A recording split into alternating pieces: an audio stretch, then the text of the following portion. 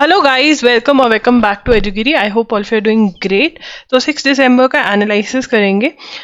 Michaung makes landfall in Andhra Pradesh, wreaks havoc. तो ये एक साइक्लोन है जो इंडिया में आया है, ठीक है ना। तो इसका नाम याद रखना होगा आपको, एंड इसने लैंडफॉल कहाँ पे किया है ये भी याद रखना होगा, ठीक है ना। आंध्र प्रदेश में किया है।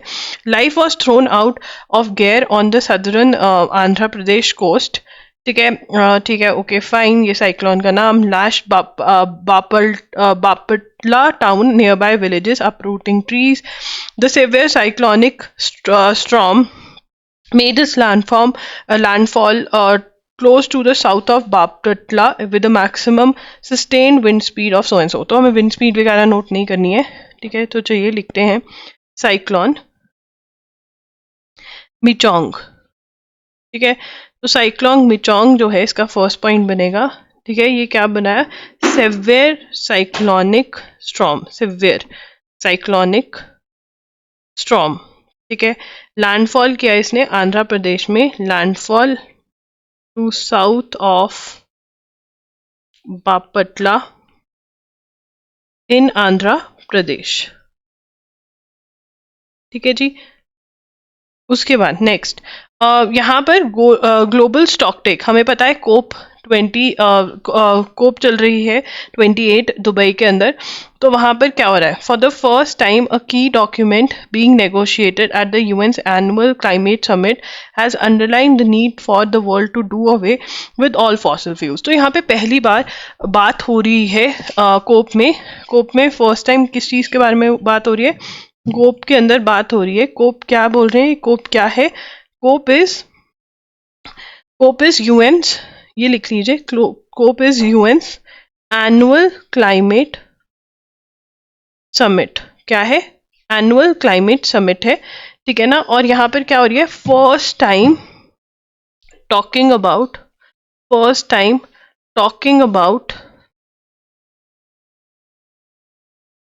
to do away with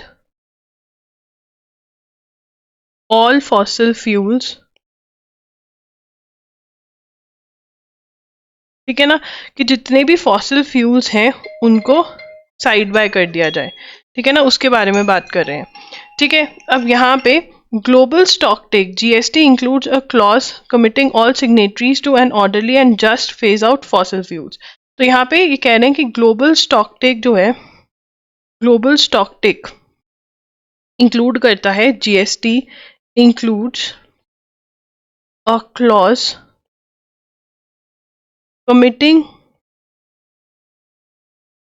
signatories to phase out fossil fuels, ठीक है। मतलब अभी तक फेज आउट की बात हो रही थी, ठीक है ना। अब ये खत्म करें कि मतलब थोड़ा सा रख लो, थोड़ा सा वो कर दो, बट अब ये क्या कह रहे हैं कि बिल्कुल खत्म करना है, डू अवे करना है। तो ये हमें पता होना चाहिए कि ये डिस्कशन इस चीज पर चल रही है। In previous years climate talks have generally circled around the need for the world to wean itself away, मतलब दूर ले जाओ, थोड़ा सा रख लो, थोड़ा सा खत्म कर दो।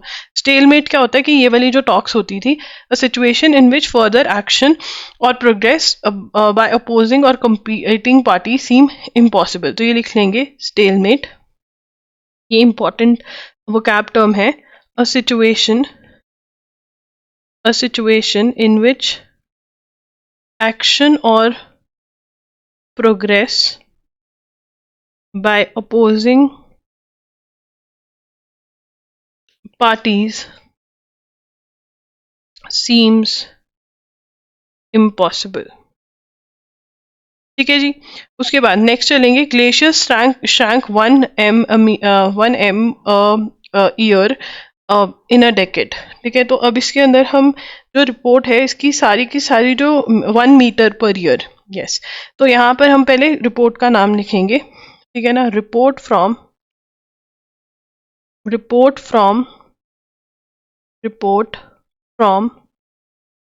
वर्ल्ड meteorological organization, ठीक है ना। और ये रिपोर्ट क्या कह रही है? ये रिपोर्ट में कहा है कि 2011 टू 2020 डेकेड जो है, पूरा डेकेड कितने सालों का होता है? 10 ईयर्स का। तो ये 10 ईयर्स जो हैं warmest ever recorded in history, warmest ever, सबसे ज्यादा गर्म थे, एवर रिकॉर्डेड इन हिस्ट्री। तो यहाँ से क्वेश्चन कैसा निकल सकता है, स्टेटमेंट फॉर्मेट का क्वेश्चन निकल सकता है कि वो बोलेंगे कि ये रिपोर्ट आई थी, अच्छा इस रिपोर्ट में क्या क्या बोला गया, तो ये ठीक है। Lowest number of deaths from extreme weather, तो यहाँ पे क्या हुआ कि अभी तक lowest number extreme weather situations आई। एक्सट्रीम वेदर सिचुएशंस क्या है, फ्लड आया, ड्रॉट आया, सूखा पड़ गया, या जो भी वेदर की वजह से साइक्लोन्स आई, ठीक है, वो हुआ, बट इतनी डेथ्स नहीं हुई, ठीक है। नंबर ऑफ डेथ्स हम रिड्यूस कर पाए, lowest number of deaths from extreme weather situations. अब ये क्या कहना है कि ऐसा क्यों हुआ कि एक्सट्रीम इवेंट्स तो हुए, ठीक है, बट इतनी डेथ्स नहीं हुई जितना कि एक्सट्रीम वो था। जैसे अब साइक्लोन आया, ठीक है, इतनी डेथ्स नहीं हुई जितनी पहले हुआ करती थी साइक्लोन के आने पे। ये ऐसा क्यों हुआ, वो कहते हैं कि वार्निंग सिस्टम हैज इम्प्रूव्ड, ठीक है ना, जो वार्निंग सिस्टम्स है, early warning systems have improved. क्या कह रहे हैं वो, ये किस लिए हुआ, अर्ली वार्निंग सिस्टम्स जो हैं वो इम्प्रूव। तो यहाँ पर लोएस्ट क्यों लोएस्ट नंबर ऑफ डेथ्स हमें देखने को मिली एक्सट्रीम इवेंट्स में भी, क्योंकि अर्ली वार्निंग सिस्टम जो थे वो इम्प्रूव हुए हैं वर्ल्ड के अंदर, ठीक है ना। इंडिया की बात करें कि पहले साइक्लोन आते थे बहुत डेथ्स होती थी, अब ऐसा नहीं है। The agency attributed this is to the improvement of early, because of improvement of early warning system in India, for instance, improvement in forecasting cyclone formation and the time it took to reach land have led to great preparedness, ठीक है ना, कि cyclone आने वाला है तो evacuation हो जाते हैं उस एरिया में, कहाँ तो पहले डेथ्स होती थी, बट अब वो इवैक्यूएट हो जाते हैं तो इतनी डेथ्स नहीं देखने को मिलती। The 2011-2020 decade was the first since 1950 when there was not a single short term event with 10,000 deaths or more।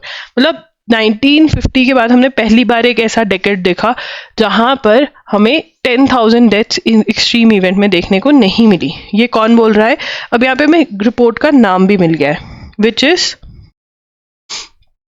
The global climate 2011-2020 a decade of acceleration, ठीक है ना।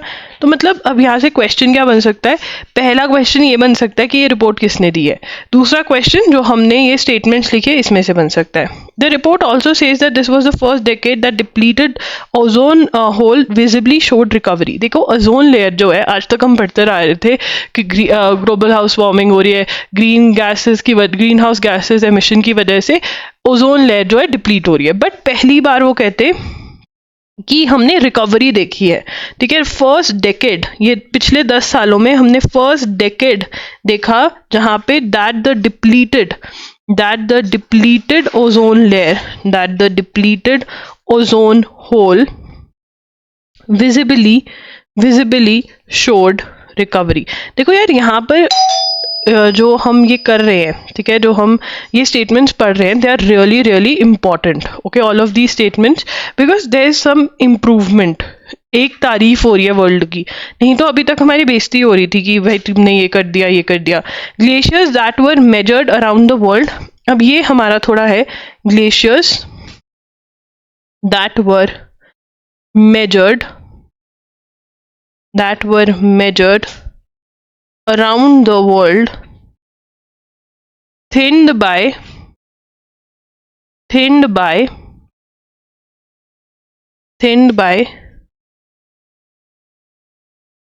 approximately 1 meter per year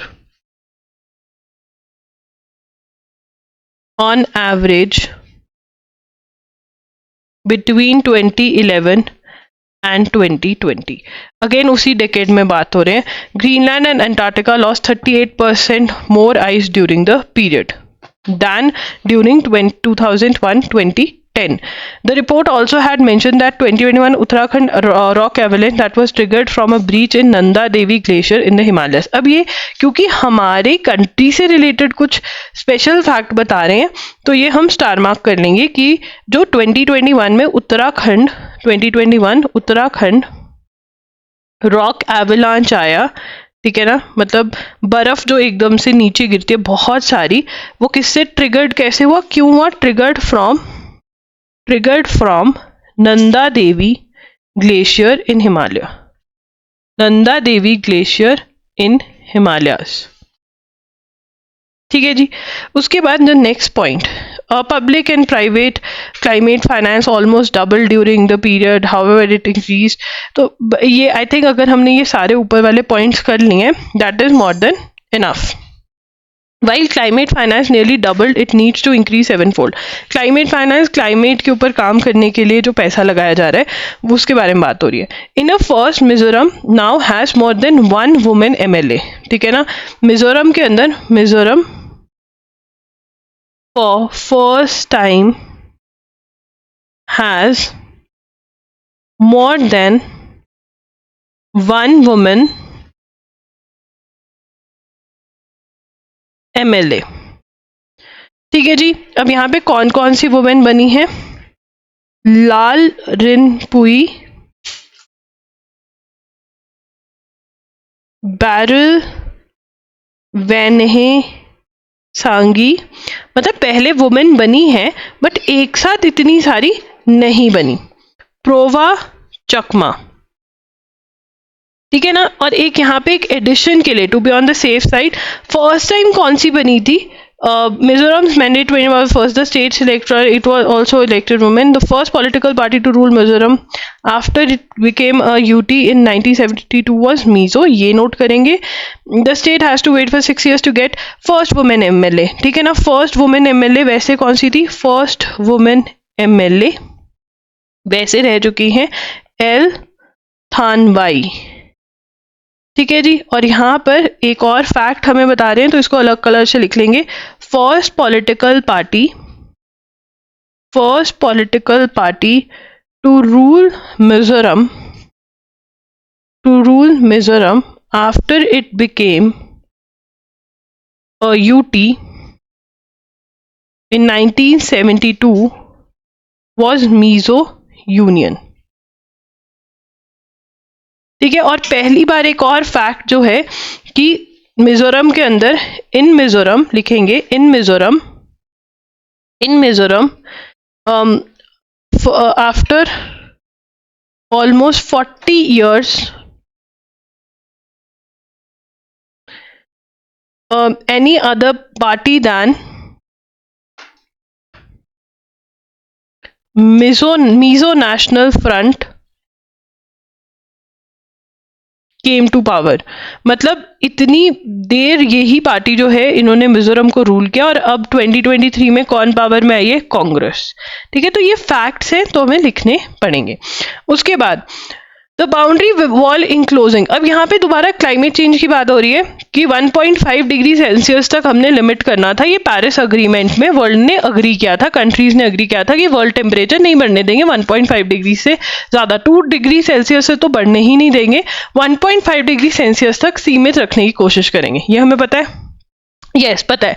but अब ये पता चला है now that 1 degree Celsius is crossed, ठीक है ना। 1 डिग्री सेल्सियस क्रॉस्ड, ठीक है। 1 डिग्री सेल्सियस टेम्परेचर क्रॉस हो गया तो 0.5 को बचाने के लिए क्या करना पड़ेगा, ठीक है ना। Way at the climate summit in Dubai is to cap the half degree rise, वो हाफ डिग्री राइज तक रोकने के लिए क्या करना पड़ेगा? Current estimates what needs to be done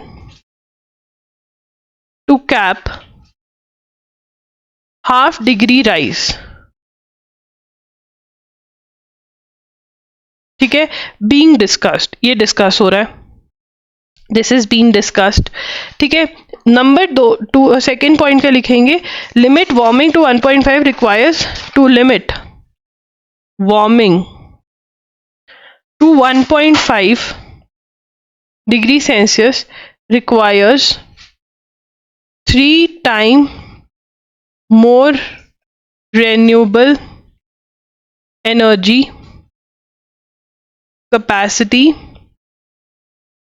by 2030 और at least 11,000 gigawatt.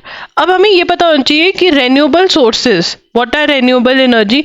Wind, solar, water, जो कि पॉल्यूशन नहीं फैलाते हैं, जैसे कि कोल, पेट्रोल, डीजल, ये सब पॉल्यूटिंग एजेंट्स हैं, इनसे हमें रिमूव आउट होकर हमें अपनी इलेक्ट्रिसिटी, हमें एनर्जी किससे बनानी होगी, रेन्यूएबल सोर्सेज से बनानी होगी।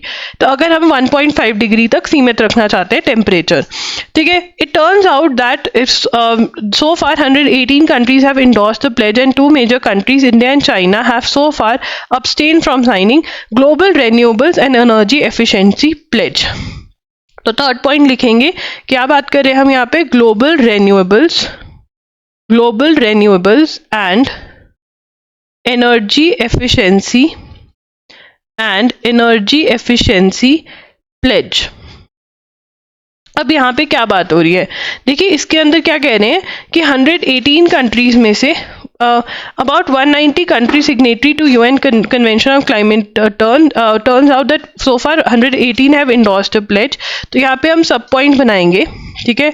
Out of 190 countries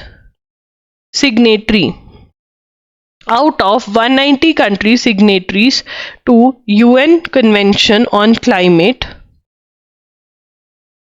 118 countries endorsed the pledge, whereas two major countries जिसके अंदर इंडिया भी इन्वॉल्व है, India and China abstained from signing। India और चाइना ने ये नहीं साइन की है। अब इस प्लेज में हो क्या रहा है ऐसा जो हम अग्री नहीं कर रहे हैं, जो हम कह रहे हैं that in their pursuit of tripling renewable energy capacity, ठीक है ना, क्या कह रहे हैं, ट्रिपलिंग रेन्यूएबल एनर्जी कैपेसिटी की, रेन्यूएबल एनर्जी को यूज करते हुए हम ट्रिपल कर देंगे अपनी कैपेसिटी, ठीक है ना।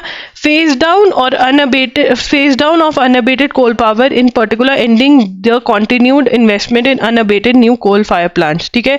और इसके अंदर जो मेन चीज है, क्या कह रहे हैं, फेज डाउन कोल पावर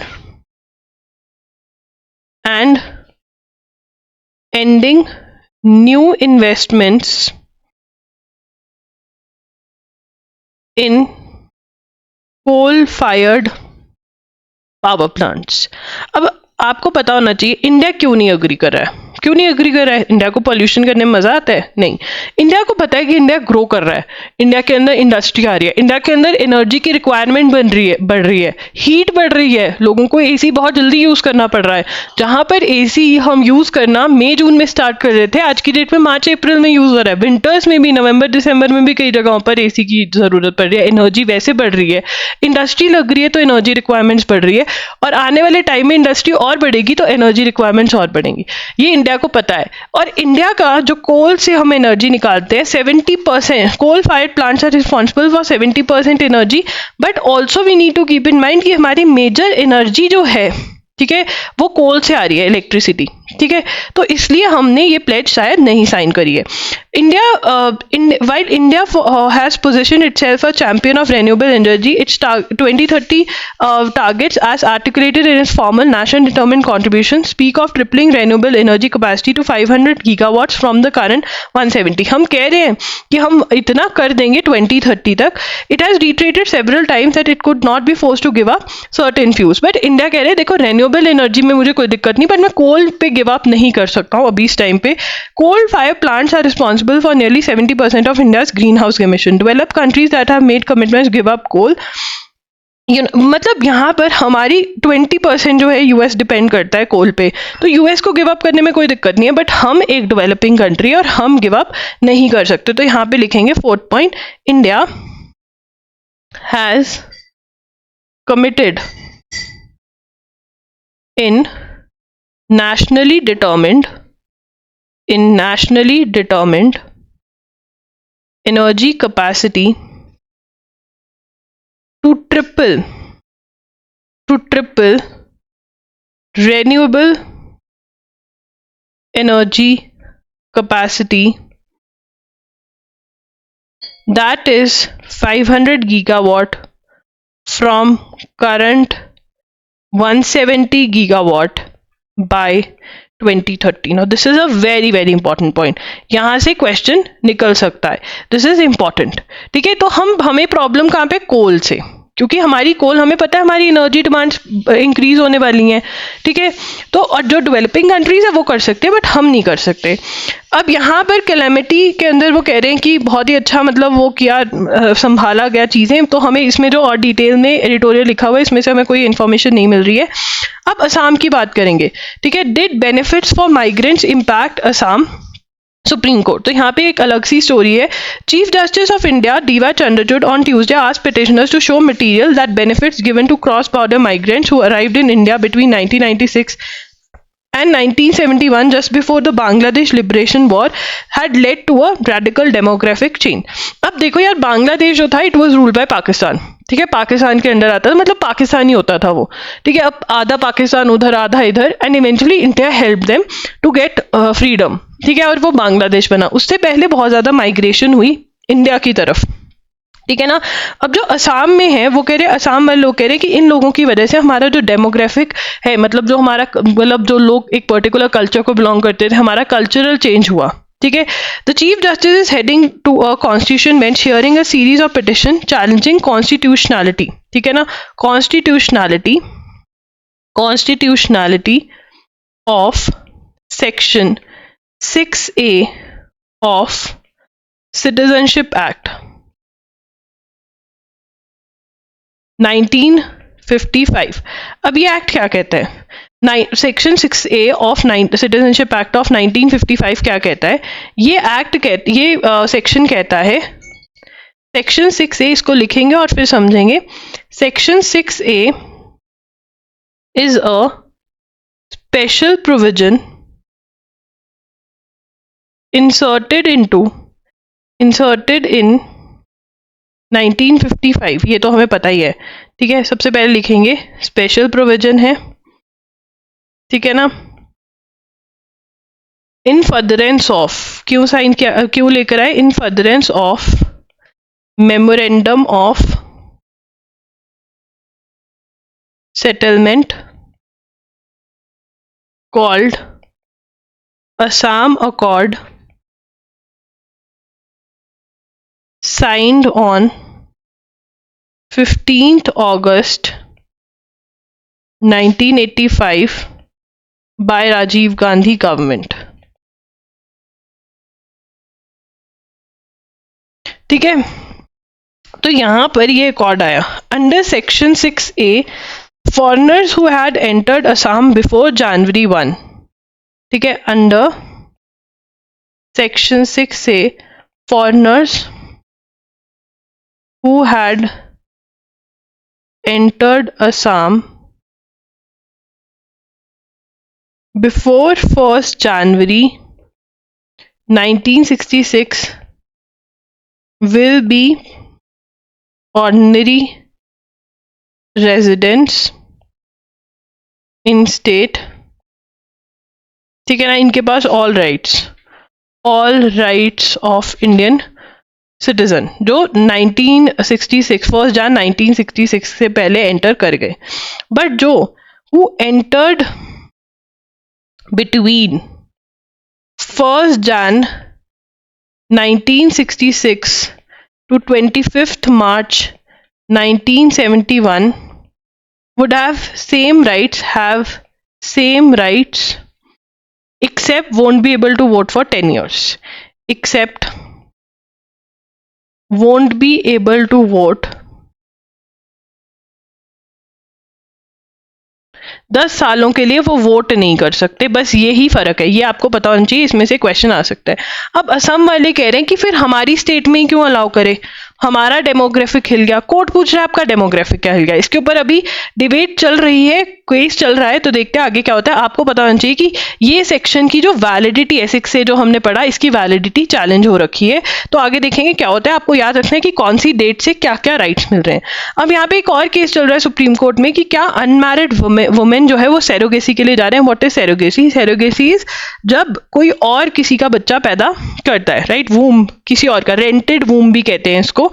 ठीक है। अब यहाँ पर जो जज हैं वो कह रही हैं कि इंडिया के अंदर कॉन्सेप्ट ये है कि चाइल्ड जो होता है वो विद इन मैरिज होता है, मतलब शादी के बाद बच्चा होता है, शादी की हुई होती है तब बच्चा होता है, शादी से पहले बच्चे का कॉन्सेप्ट इंडिया में नहीं है। तो सैरोगेसी किसको अलाउड है, यहाँ से हमें ये लिखना है। तो सैरोगेसी इंडिया के अंदर सैरोगेसी का एक्ट है, ये लिखेंगे surrogacy regulation act. Surrogacy rented womb, ए का बच्चा है बट बी के पेट में पल रहा है, ये क्या है सैरोगेसी, ठीक है ना। जैसे प्रियंका चोपड़ा ने अपना बच्चा पैदा किया, ठीक है, तो ये वो वाला सीन है सैरोगेसी। और इंडिया के अंदर क्या अलाउड है क्या नहीं ये पढ़ेंगे हम। तो इंडिया अलाउज अ विडो जिसके हस्बैंड की डेथ हो रखी है, डाइवोर्स्ड जो अपने हस्बैंड से सेपरेट हो गई है, अलग रह रही है, डाइवोर्स्ड है, वो divorced women between age of 35 to 45, 35 and 45, ठीक है। और एन इनफर्टाइल कपल, मतलब जिनके बच्चा नहीं हो रहा है, उनको अलाउड है कपल, ठीक है। इनको ही अलाउड है कि या तो वो विडो होनी चाहिए, ठीक है, या फिर डाइवोर्स्ड होनी चाहिए, एज इतनी होनी चाहिए, ठीक है, या फिर इनफर्टाइल कपल, और किसी को अलाउड नहीं है। तो अब इसी के ऊपर केस चल रहा है कि अनमैरिड सिंगल वुमेन को भी अलाउड होना चाहिए। तो देखते हैं इस पर क्या जजमेंट आती है। यहाँ पर इंडोनेशिया के अंदर माउंट मरापी जो है वो इरप्ट हो गया है, ये वॉल्केनो होगा। तो यहाँ पे क्वेश्चन क्या बनेगा कि माउंट मरापी जो वॉल्केनो है वो कौन सी कंट्री में है। तो माउंट मरापी वॉल्केनो जो है वो इंडोनेशिया में, बस हमें इतना ही याद रखना है, ठीक है, बस इतना ही याद रखना है, ये लिख लीजिए। उसके बाद यहाँ पर नोवाक जोकोविच जो है उन्होंने ऑस्ट्रेलियन ओपन जीता, इस बार फ्रेंच ओपन जीता, यूएस ओपन जीता और नंबर 1 स्पॉट पे है एटीपी रैंकिंग्स में। ये 8 टाइम ऐसा हुआ है कि वो नंबर 1 स्पॉट पर है, ठीक है ना। तो यहाँ पे लिख लेते हैं जोकोविच finishes number 1 in ATP rankings for 8th time, ठीक है, ये 8वीं बार ऐसा हुआ है। ओके जी। उसके बाद यहाँ पे England midfielder Jude Bellingham, first Real Madrid player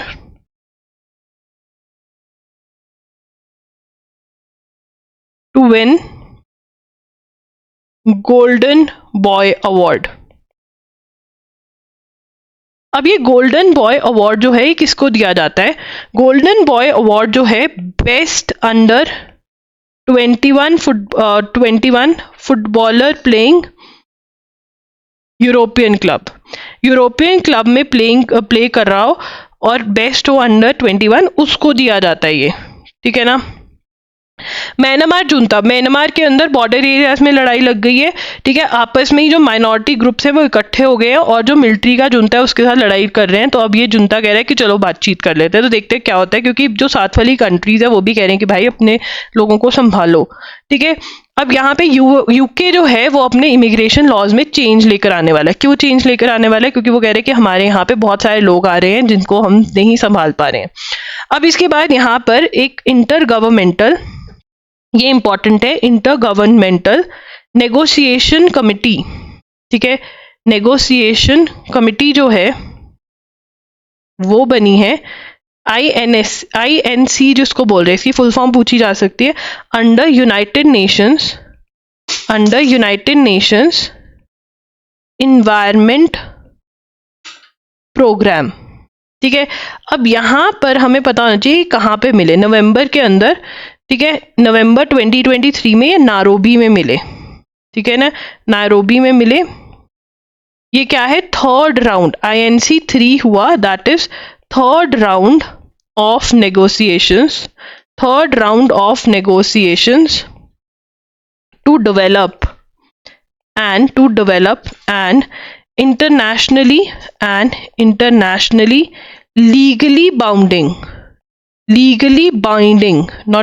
legally binding instrument to end plastic pollution, ठीक है। अब प्लास्टिक जो है बहुत ज़्यादा पॉल्यूशन क्रिएट कर रहा है, तो क्या एक डॉक्यूमेंट क्रिएट कर रहे हैं कि क्या करना चाहिए कंट्रीज़ को कि प्लास्टिक पॉल्यूशन बाइंड हो जाए, कि करना ही पड़ेगा कंप्लीट। उसकी 3rd round of meeting Nairobi में हुई है। 2nd राउंड कहाँ पे हुआ था? पेरिस में हुआ था। INC2 कहाँ पे हुई थी? तो ये भी लिख लो, INC2 कहाँ पर हुई थी? पेरिस में हुई थी। ठीक है ना। यहाँ पे लिखेंगे 3rd point, UN INC is responsible for delivering a global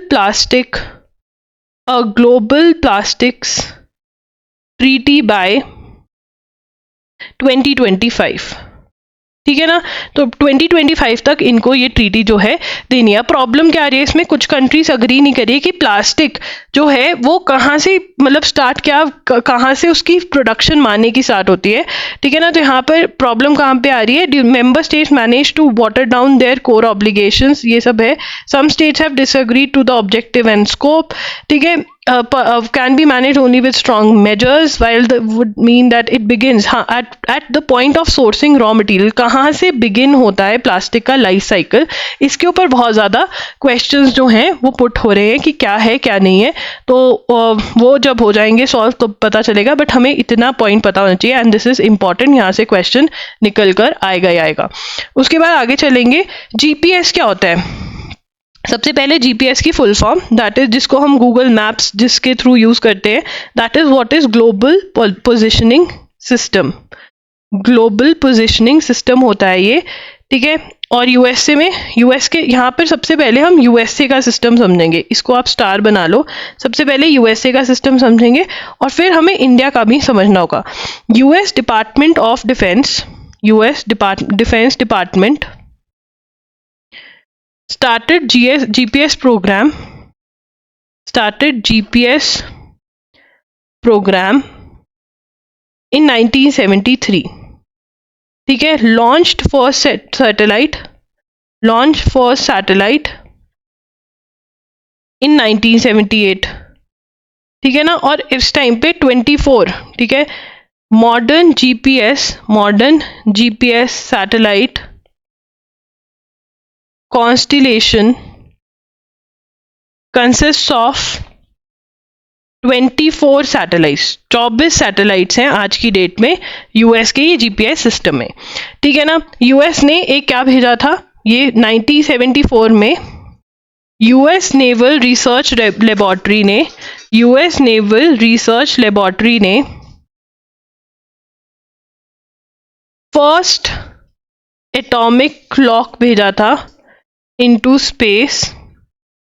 क्यों? क्योंकि यहाँ पर time keeping is essential, good time keeping essential in GPS। अच्छा टाइम कीपिंग बहुत ज़रूरी है, इसके लिए इन्होंने ये एटॉमिक क्लॉक भेजा था। तो कब भेजा था ये हमें पता होना चाहिए।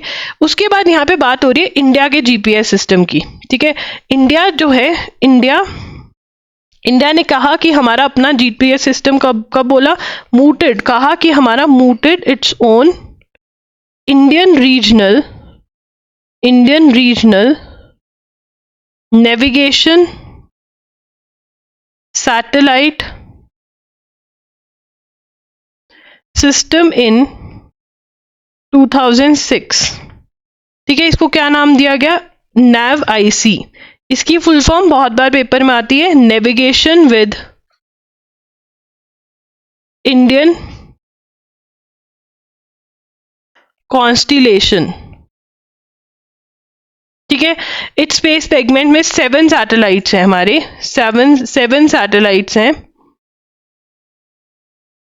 ठीक है। 3 in geostationary। As of May, the minimum number of satellites could facilitate ground-based navigation. The master control। अब यहाँ पे important है master control कहाँ पर है? master control located in Hassan, Karnataka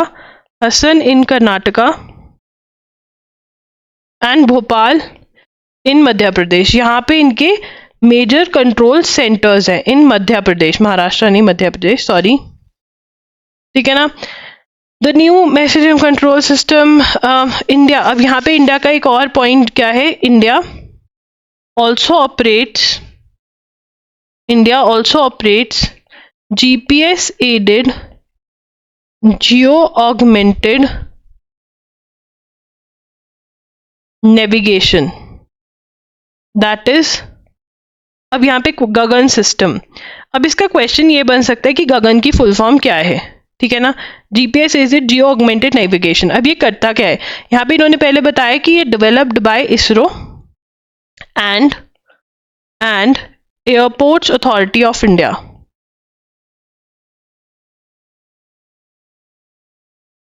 airports authority of India, ठीक है। प्राइमरी पर्पस क्या है इसका, primary purpose safety of life civil aviation applications catering to Indian airspace, ठीक है। इंडियन एयरस्पेस में जो एप्लीकेशन यूज होते हैं वो ढंग से यूज हो पाए, and correction and integrity messages for GPS, ठीक है ना। तो ये सिस्टम हमें पता होना चाहिए कि किसने, गगन की फुल फॉर्म क्या है, ये क्वेश्चन आ सकता है, ठीक है। और गगन किसने बनाया, क्यों बनाया, और ये हमें कवर करना है, ठीक है। तो guys that's it for today. loggery.in पर आप हमारे लेक्चर्स खरीद सकते हैं, मॉक टेस्ट खरीद सकते हैं, सभी के सभी लिंक जो है वो आपका डिस्क्रिप्शन बॉक्स में मिल जाएंगे। That's it. अगर आपको ये सेशन अच्छा लगा हो तो comment, subscribe and share. That's it. Bye bye, take care, thanks for joining in.